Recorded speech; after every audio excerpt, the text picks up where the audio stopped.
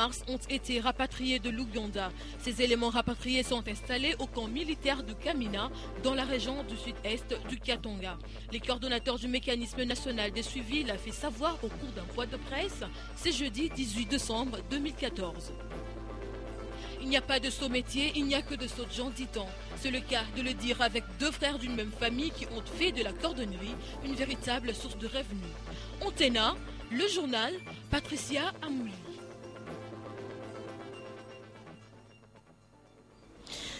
C'est l'heure de vous informer, mesdames, messieurs, bonsoir. Les processus des rapatriements de combattants ex-M23 a débuté mardi 16 décembre en Ouganda, où ils se trouvent pour Kamina, au Katanga, en République démocratique du Congo. Pour ce faire, le coordonnateur du mécanisme national de suivi de l'accord cadre d'Addis Abeba, François Mamba, a tenu ce jeudi 18 décembre un point de presse au MNS pour faire la mise au point de ces rapatriements qu'il a qualifiés des volontaires. Sylvie Fortuné-Mboula, Précieux Mangonzoy.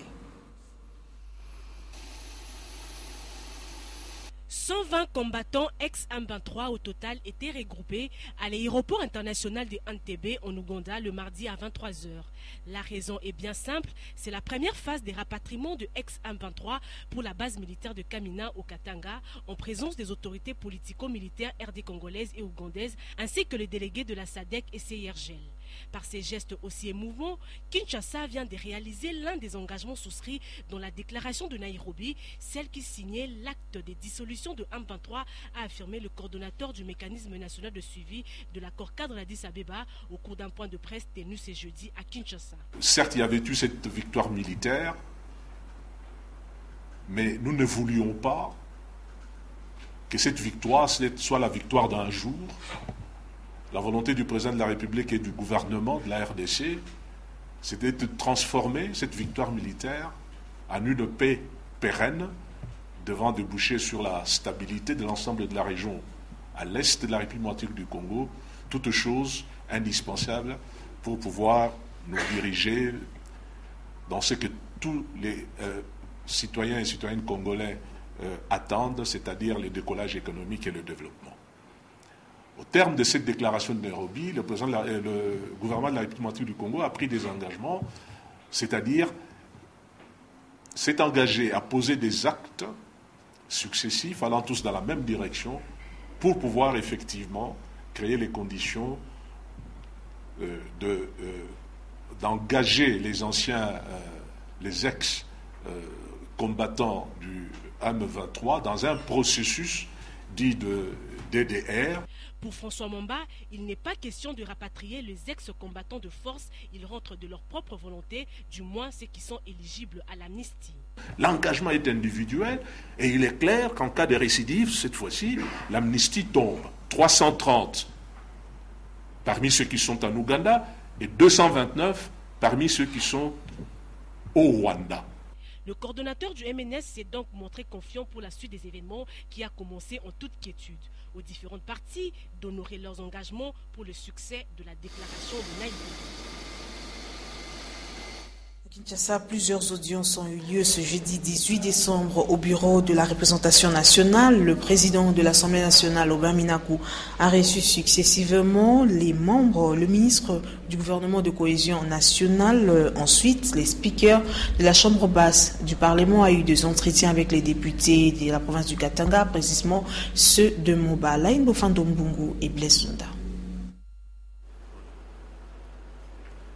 Le drame qui s'est produit le week-end dernier sur le lac Tanganyika, au large de Tembwe, entre les villes de Moba et Kalemi, et a coûté la vie à 129 personnes, n'a pas laissé indifférents les élus de la circonscription de Moba. C'est l'essence de cette audience qu'a accordé le président de l'Assemblée nationale, Aubin Minakou, auprès de ses députés du Katanga. Alors face à ce deuil qui est très important, qui a frappé Moba essentiellement, parce que c'était un bateau qui partait de Moba vers Uvira, donc forcément c'était surtout les gens de Moba. Nous sommes venus voir le président de l'Assemblée qui était très sensible par rapport à ces deuils et qui a tenu à ce qu'une délégation parlementaire puisse partir, ce qui est tout à fait normal. Et cette délégation aura un rôle très important. C'est d'abord le rôle de de réconfort. D'autre part, la province du Katanga, plus précisément à Kolwezi, connaît des échauffourées tels que le soulignent ses députés nationaux à l'issue de leurs entretiens avec le député président Obé Minakou. Nous avons informé le président du fait que récemment à Kolwezi, il y a eu, je peux appeler ça bagarre, où les éléments de la police ont tiré sur les gens qui manifestaient pacifiquement. Et ce matin, quelqu'un a succombé de balles. Par ailleurs, les membres du gouvernement de cohésion nationale se sont succédés au bureau du président de l'Assemblée nationale pour lui présenter leur civilité. Le ministre de la Défense a dit sa satisfaction et sa détermination à œuvrer à la tête de ce ministère. La liste s'est allongée avec le ministre de la Recherche scientifique, Daniel Madimba. Nommé ministre du genre, Mme Bijoukat a réservé la primeur de sa sortie au président de l'Assemblée nationale, Obé Minakou. Nous avons beaucoup à faire du côté femme, la seconde de tout le monde. Vous avez eu des cas de violence, de viols faits à la femme.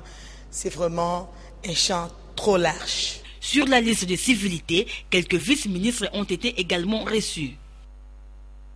La nouvelle équipe gouvernementale s'est mise au travail et le vice-premier ministre vont présenter leur civilité à leur chef Matata Pogno. C'est le cas d'Évariste Bouchab le mercredi 17 décembre et Thomas Louaka, c'est jeudi 18 décembre 2014. Les tout dans ce reportage des gens du Miasuikama.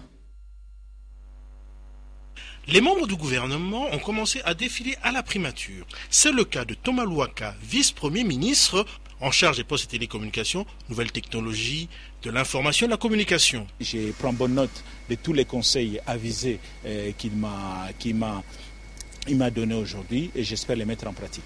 Le vice-premier ministre en charge de l'intérieur et de la sécurité, Évariste Bouchab, a fait ce même exercice 24 heures auparavant.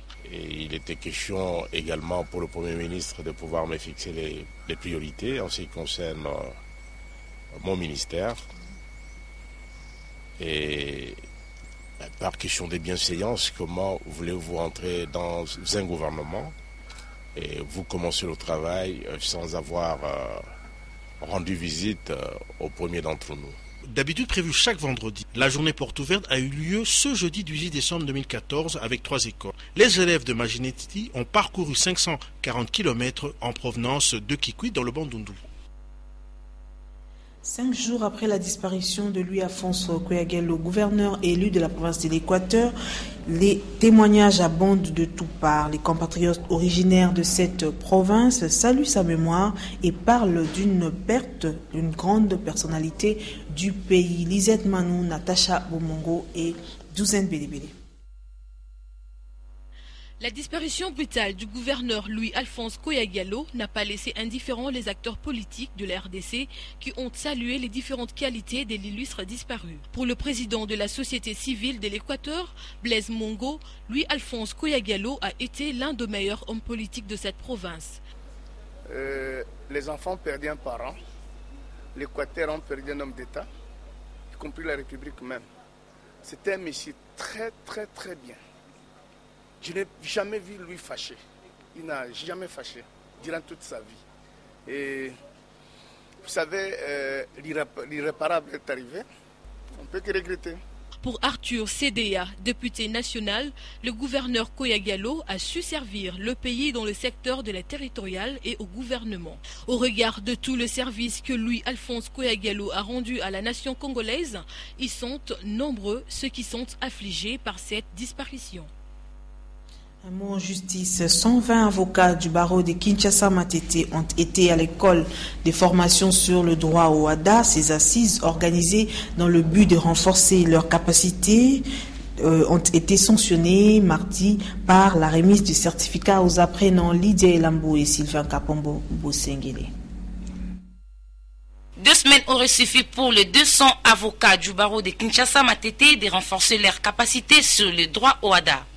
L'objectif poursuivi au cours de cette session de formation n'était autre que de pousser ces praticiens de droit à s'approprier l'ensemble de ces nouveaux instruments de travail. L'objectif poursuivi, c'est de renforcer leurs capacités, les aider à maîtriser davantage, parce qu'ils savent déjà quelque chose de l'OHADA. Maintenant, nous sommes en train d'entrer de plus en plus en profondeur, donc aider les avocats à se performer. Et nous saluons la persévérance de ce barreau, parce qu'il y a comme un cycle comme ça de formation. On finit, mais d'ici peu, on reprend encore. Et ils veulent surtout mettre une touche particulière à la restitution, et ça, nous ne manquerons pas de les appuyer. Maître Koko Kayoudi Missamou, bâtonnier du dit barreau, a invité les lauréats à faire preuve de toutes les connaissances acquises sur le droit au HADA dans l'exercice de leur métier. Nous essayons d'apporter justement notre modeste pierre en essayant, dans le cadre du corps qui nous concerne, d'aider effectivement ceux qui, à mon avis, sont les premiers acteurs du droit au HADA à s'approprier justement l'ensemble de ces instruments de manière à ce que notre pays fasse un bond en avant, en ne perdant pas de vue que l'objectif, c'est de pouvoir contribuer à l'assainissement du climat des affaires, à essayer de faire en sorte que, par la compétence des avocats, nous puissions apporter la sécurité juridique aux investisseurs dans la rédaction des actes, dans la conception des actes, mais également la sécurité judiciaire dans notre contribution à aider les juges à bien dire le droit. Une autre session de formation similaire sera organisée au mois de février 2015. Il se tient depuis ce jeudi 18 décembre 2014 au restaurant Zamani un atelier de restitution des travaux de la CIMAC, entendez Société de l'informatique, de management et de commercialisation. Cet atelier est financé par le programme de renforcement des capacités en gouvernance, la suite avec Domomat. La RDC se veut depuis un temps un pays émergent à l'horizon 2030. Cette ambition passe, entre autres, par une véritable réforme de la fonction publique. Or, celle-ci est, à en croire Hetman Aman Fall, informaticien et expert en système de ressources humaines, confronté à un sérieux problème. Il n'y a actuellement qu'une gestion administrative du personnel. Donc on gère le congé, on gère qui est là, qui n'est pas là, mais il n'y a pas réellement de gestion de ressources humaines. Loin de se limiter à faire un diagnostic inquiétant, l'expert tunisien estime qu'il faut à la fonction publique un nouveau système approprié de gestion des fonctionnaires. Il s'agit en fait de faire un système intégré où toute la chaîne, depuis le recrutement jusqu'au paiement du fonctionnaire, soit automatisée et transparente dans l'application de la réglementation telle que prévue par l'administration publique. Les participants à cet atelier sont donc en train de mûrir cette réflexion pour offrir à la RDC, via la fonction publique, les bases pour son émergence. Ouverture également ce 18 décembre, les travaux de la revue annuelle du 4e programme de coopération République démocratique du Congo, Fonds des Nations Unies pour la population pour l'année 2014-2017. C'était à l'hôtel Vénus à la Gombe. Nous y reviendrons dans nos prochaines éditions si la technique est bonne. Et puis, le ministre de la Santé publique, le docteur Félix Kabange Numbi, a visité mercredi les dépôts du programme national de lutte contre la tuberculose situé à Cabinda, dans la commune des Lingwala. Il s'est tenu à se rendre compte du stockage des médicaments destinés à la lutte contre la tuberculose. Dans sa suite, Patricia Bassois et Jouzen Belebele.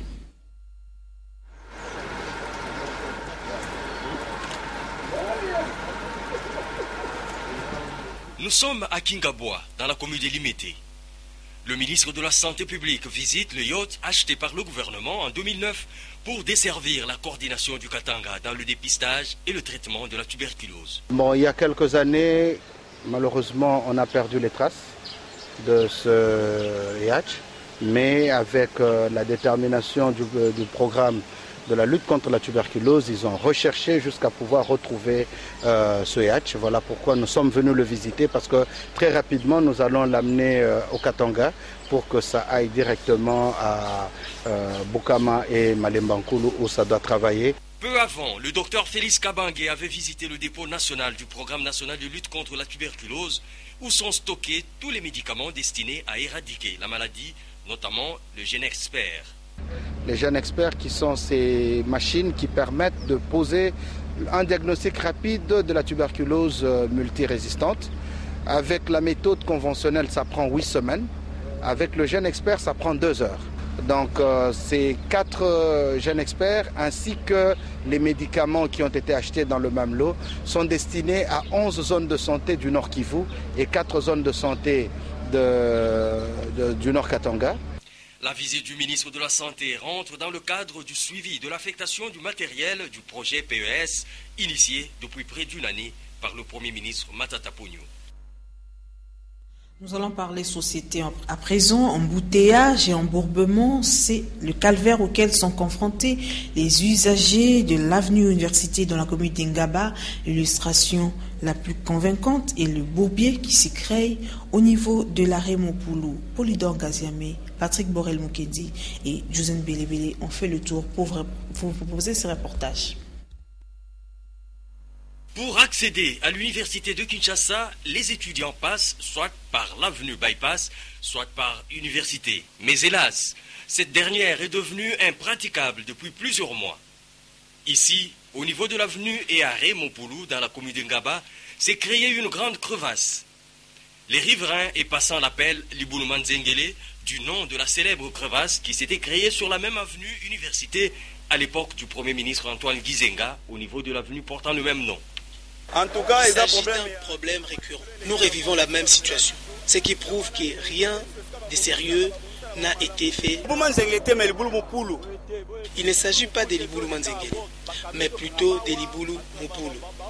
Le véhicule s'embourbe et on n'entreprend aucun travail pour réparer. Et pourtant cela ne demande que 2 bennes de moellons. Et le problème est résolu. Au vu de ces images, l'on se rend vite compte qu'il s'agit d'un véritable bourbier qui, non seulement retarde les courses des usagers de la route, mais aussi bloque le trafic par l'embouteillage qu'il crée. Cette chaussée a été plusieurs fois réhabilitée, mais le problème n'a jamais été résolu de manière durable, ce qui pousse les conducteurs et passants à s'interroger sur le sérieux des entreprises auxquelles l'exécution des travaux de réhabilitation a été confiée. Les taxes exigées sont payées, mais il n'y a pas de changement. Je ne sais pas quelle entreprise peut arriver à bout de cette situation. Et c'est l'occasion pour la population riveraine d'appeler l'autorité compétente à prendre ses responsabilités. Un message qu'elle est habituée d'entendre, mais qui reste le meilleur moyen à la portée des oubliés. Nous demandons à l'autorité compétente de réhabiliter cette artère, parce qu'elle est chaque jour empruntée par les étudiants de l'université de Kinshasa. Agir vite, c'est tout ce que les usagers de cette route attendent. Mais d'ici là, le calvaire et le spectacle continuent. À Butembo, à l'est de la République démocratique du Congo, au moins 40% de la population vit dans l'insalubrité totale depuis un bon bout de temps et pour cause. Plusieurs parcelles du quartier Biondo dans la commune de Kémeni manquent des installations sanitaires. Les défécations et autres excréments se propagent dans les rues avec toutes les conséquences sanitaires que cela comporte. Lilan Dani a joint au téléphone pour vous, notre correspondant sur place. Il faut assainir la ville. C'est en tout cas la leçon à tirer d'une étude récente effectuée au quartier Biondi, à commune Kimini. Selon cette étude, 40% des ménages de ces quartiers n'ont pas de toilettes. Une situation qui n'enchante pas Gilbert Bambali, bourgmestre de la commune Kimini. Selon lui, la situation est la même un peu partout en ville de Butembo. Le constat est amer parce que, à ce qui concerne les toilettes, il y a simplement 40% de toilettes dans les ménages visités, alors que le standard veut que nous soyons dans les 70 et plus. Donc il y a un gap négatif de 30% que nous devons rattraper le plus vite possible. Quant aux déchets ménagers, c'est 37%. Il y a les eaux usées mal gérées, 52%.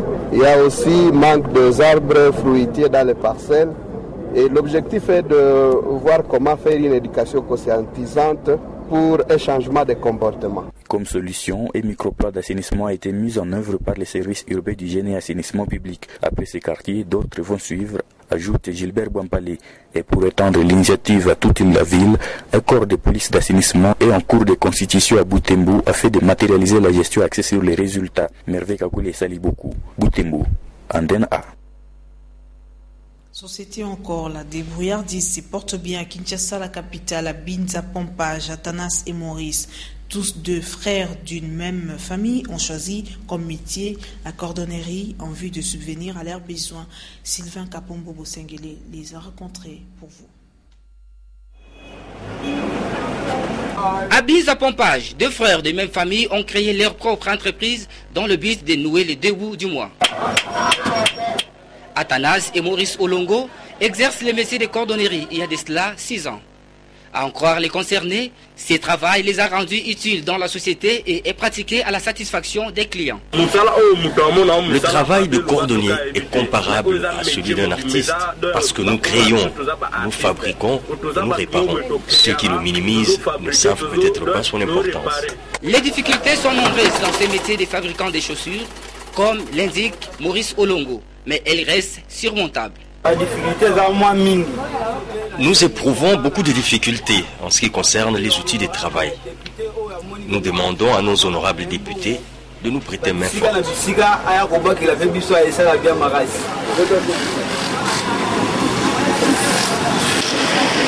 Il sera important que l'autorité sache investir dans ces jeunes, pétris de talent et expérience, mais limités à cause du manque des outils de travail conséquents. Il n'y a pas de saut métier, mais il y a que des sautés gens, dit-on.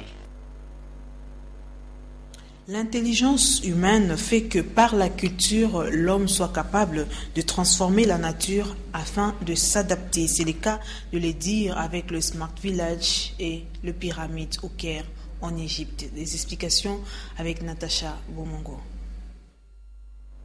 Smart Village est un espace hautement technologique, une idée 100% égyptienne, 100% africaine, construit sur le désert, transformée par les ingénieurs pour y loger les sociétés de télécommunications, Culturama et une pyramide artificielle et l'espace de divertissement créatif à s'inspirer pour le développement de nos États africains. Nous sommes au Smart Village. C'est un parc de travail, un business park, comme on dit en anglais, qui focalise sur le ICT, c'est-à-dire l'informatique et la téléphonie. Et nous avons 650 hectares et nous avons aussi des compagnies implantées dans ce domaine-là. Nous construisons seulement sur 10%.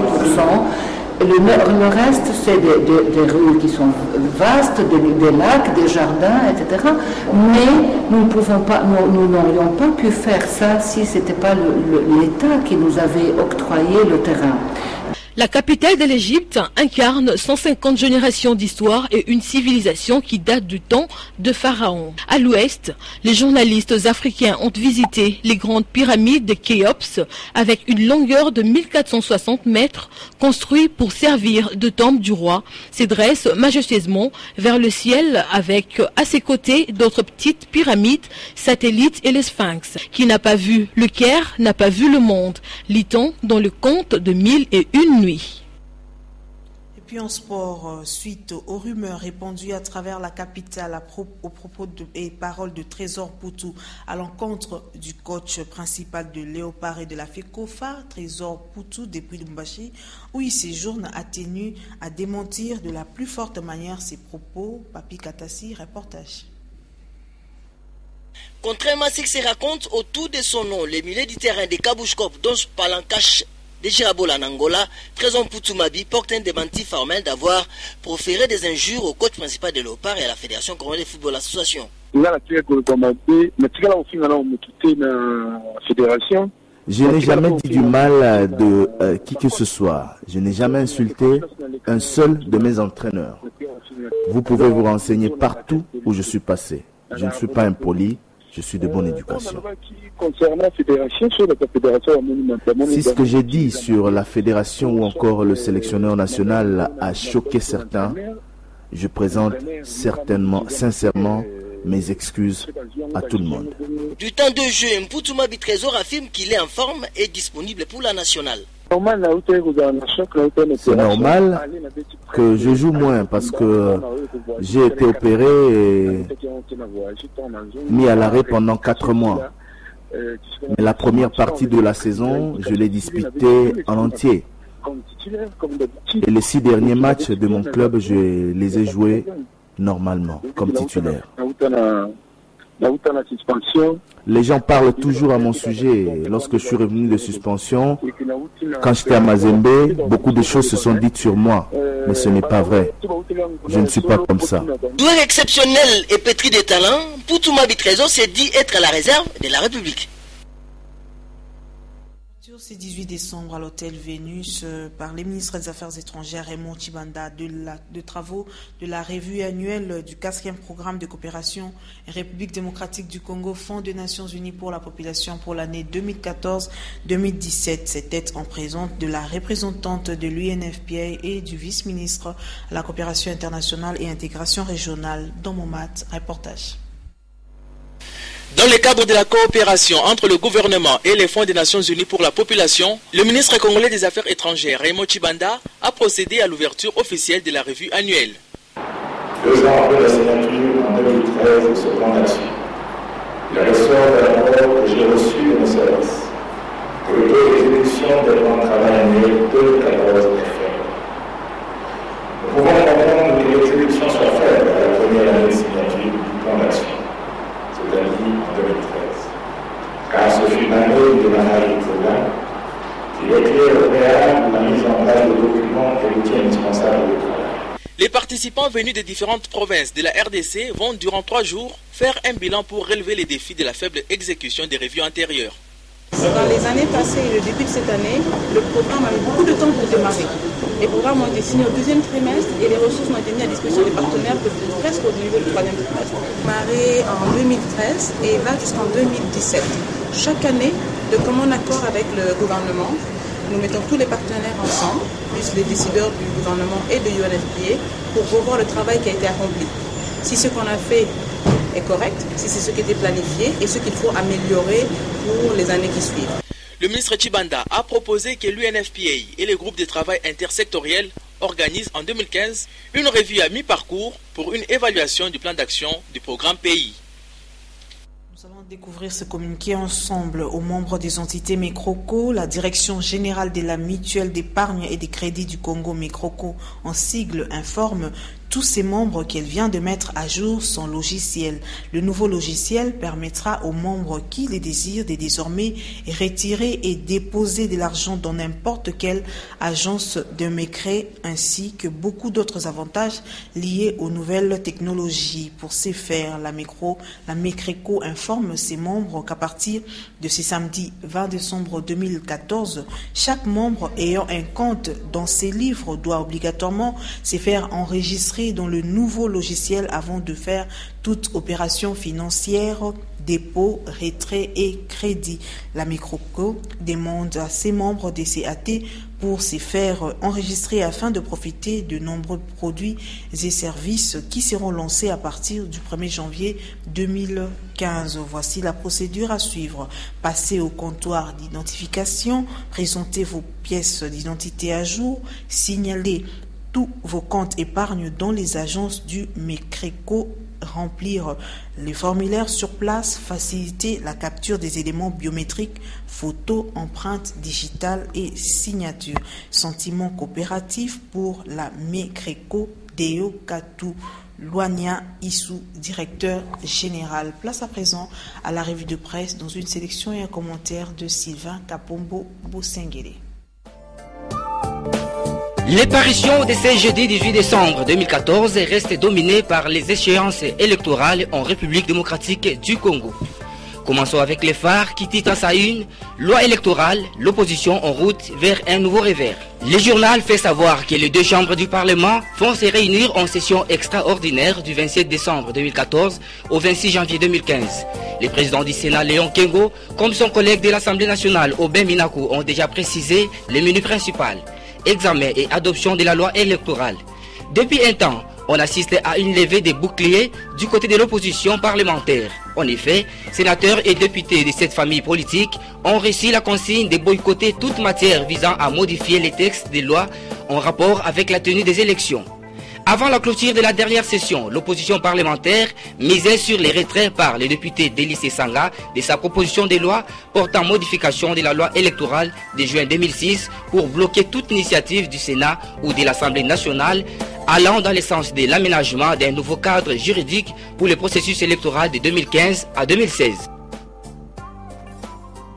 Dans une interview accordée à Jeune Afrique à propos des échéances électorales en République démocratique du Congo, Abbé Malou Malou préconise le respect de la Constitution, mentionne la référence plus. Pour le prix de Malou Malou, d'après le président de la CENI, L'abbé Apollinaire Malou Malou, le recensement de la population n'a aucune incidence directe sur l'organisation de l'élection présidentielle en 2016.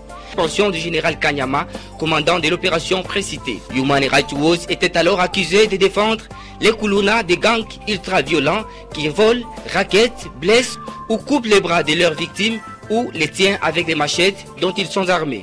Mais cette fois-ci, l'organisation non gouvernementale américaine semble avoir changé les fusils d'épaule. Alors que l'on s'attendait à ce qu'elle prenne fait et cause en faveur des rebelles ADEF, voilà que Human Rights Watch joue le rôle qu'on attendait de lui en soutenant les victimes des massacres perpétrés jusque-là dans les territoires de Bénin. Terminé pour ce soir, les prochains rendez-vous c'est encore demain à la même heure et sur la même chaîne. Au revoir. Ce journal a été coordonné par Natacha Bomongo durant 2 jours, réalisé par Léonard Mouemeri. Demain à 19h, vous retrouverez Dieu merci Nzom Mabiala. Moi je vous dis au revoir et bonne soirée chez vous.